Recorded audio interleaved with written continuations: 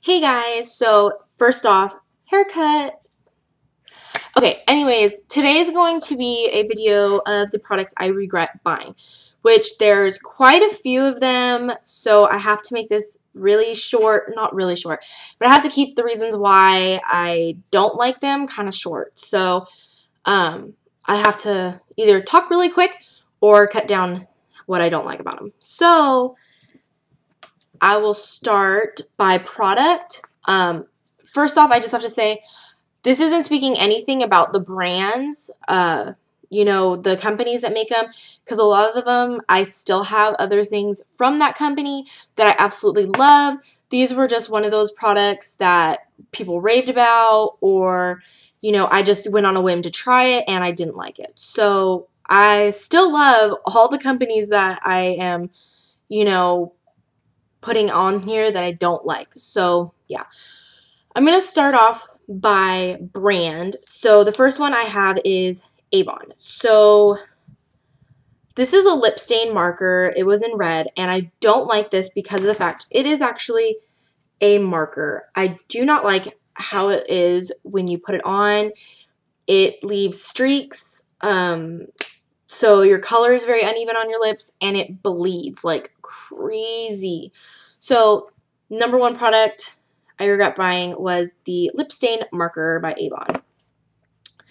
Second thing, Beauty Blender. This is the Avon version of the Beauty Blender, and I've only used this once, and it's completely stained already. So, and I felt like it soaked up way too much product. It didn't put enough on my face. So this was something I would never buy again because of the fact that so many people raved about it, and I don't like it at all. That's sad because I really wanted to like it. Next thing is Avon's Super Shock Gel Liner. This one is in blackened metal. Looks like this. And it's supposed to be a gel liner, and it does not have the consistency of gel at all. First off, when you go to take it out with your brush, it clumps up. It looks like dried out, which when you put it on your lids, it feels dried out, like you're not getting your gel consistency like you should be. So this product was something I would not buy again, unfortunately, because I've heard so much hype about gel liner.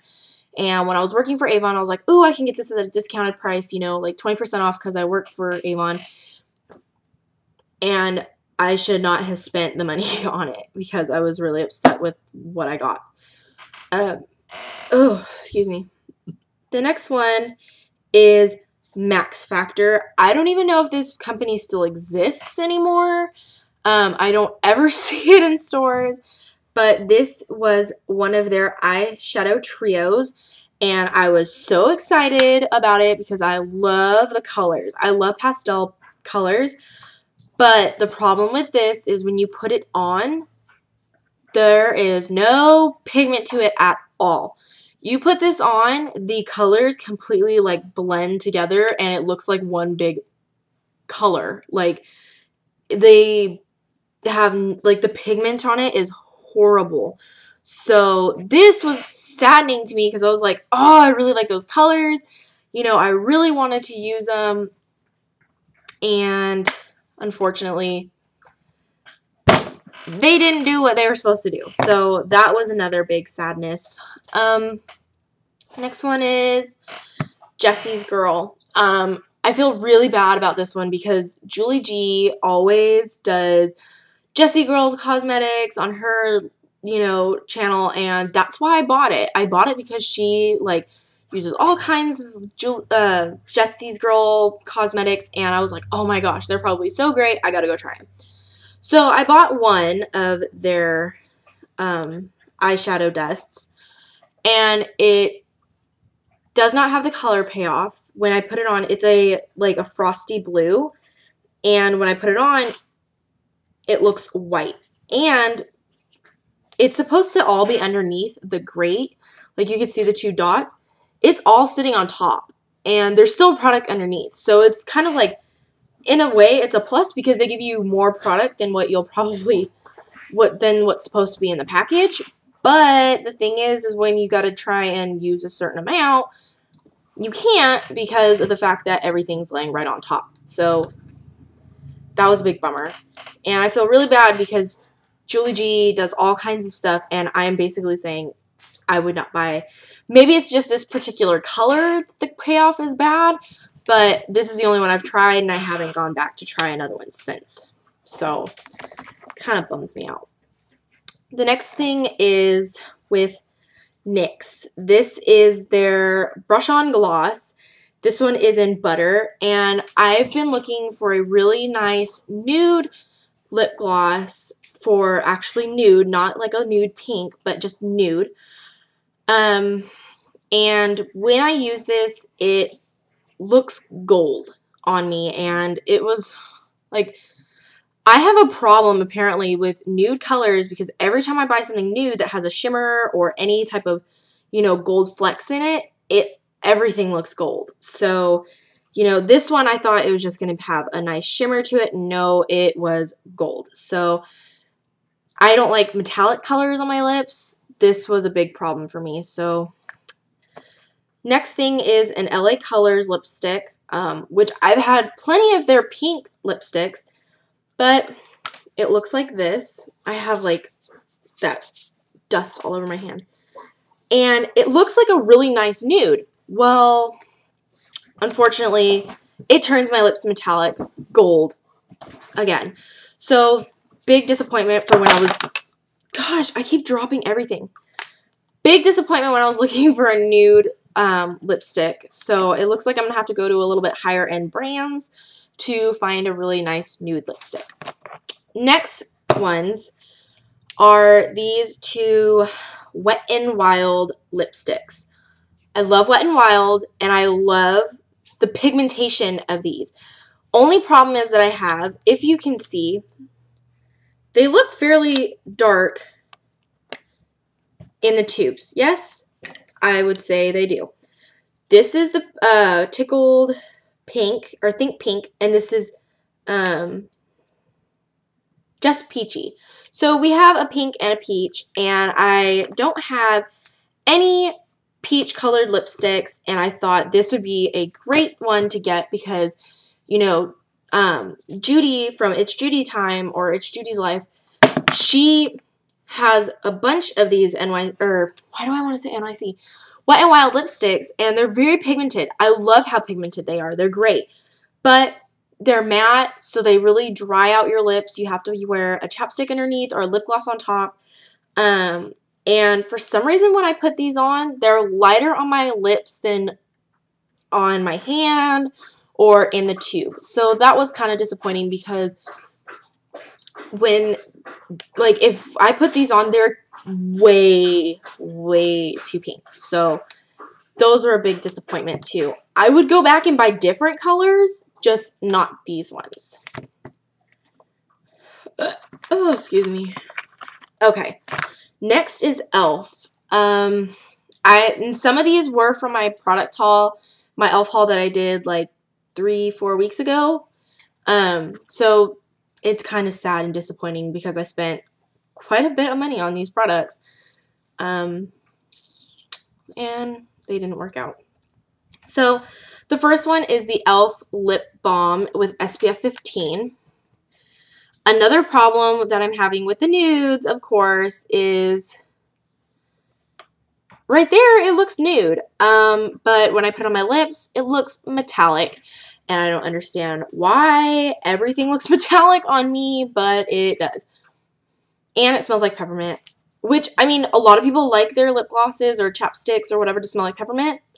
I'm not a peppermint fan, unfortunately.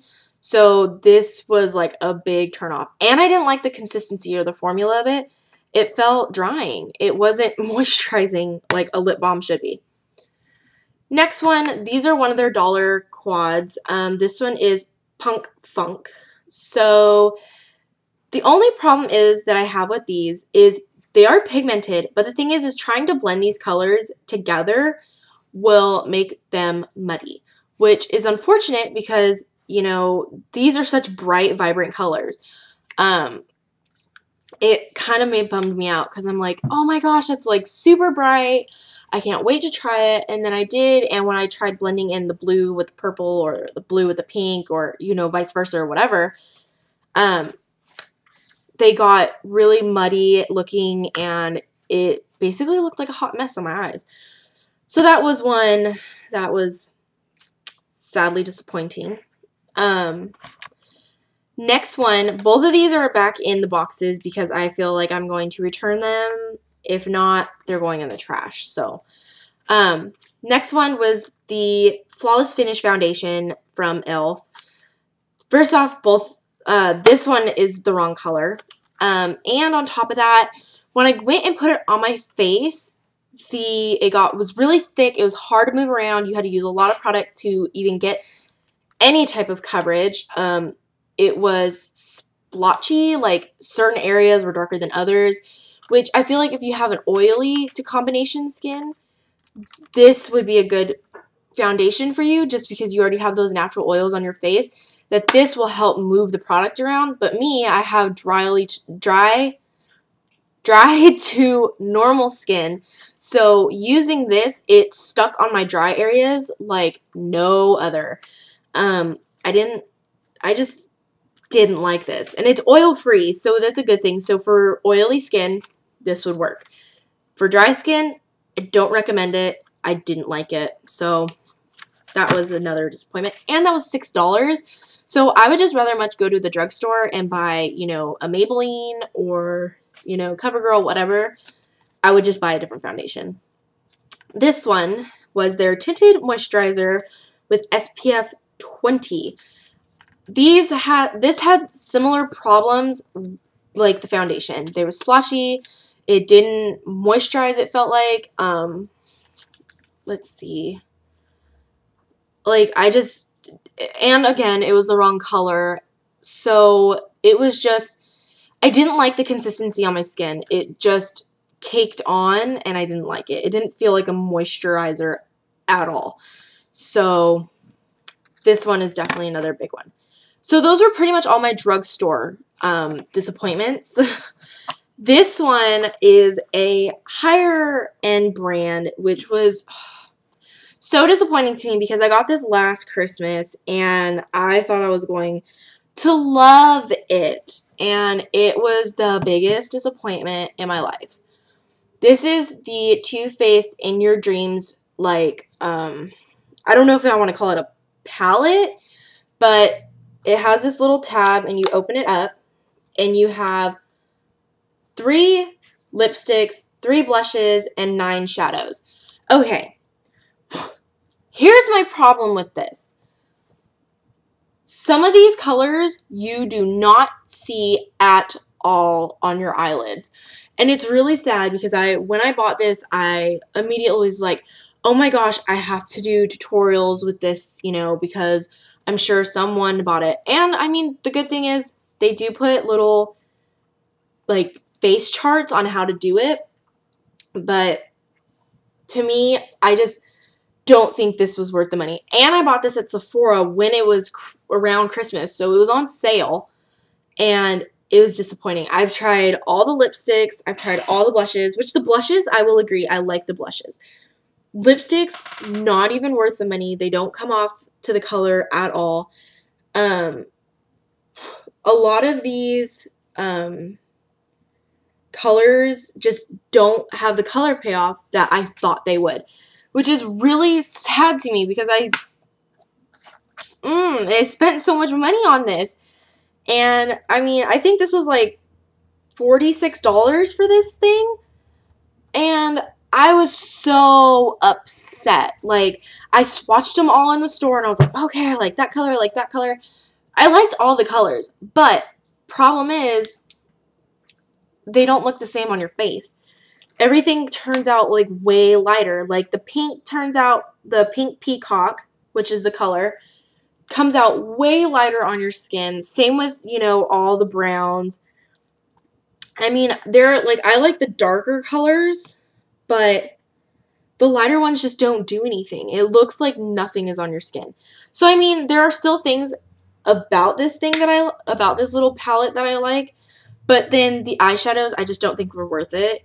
I mean, they probably don't even sell this anymore. If you found it on maybe eBay or something, they probably don't sell this anymore. This was like probably one of their holiday editions, which I think it is because of the fact that there's little trees and Christmas trees and stuff like that in the back. But if you ever find these on eBay, make sure you're not paying $46 for them because it's really not that much. Like, it's really not worth it. So those are pretty much my makeup cosmetic products that I regret buying.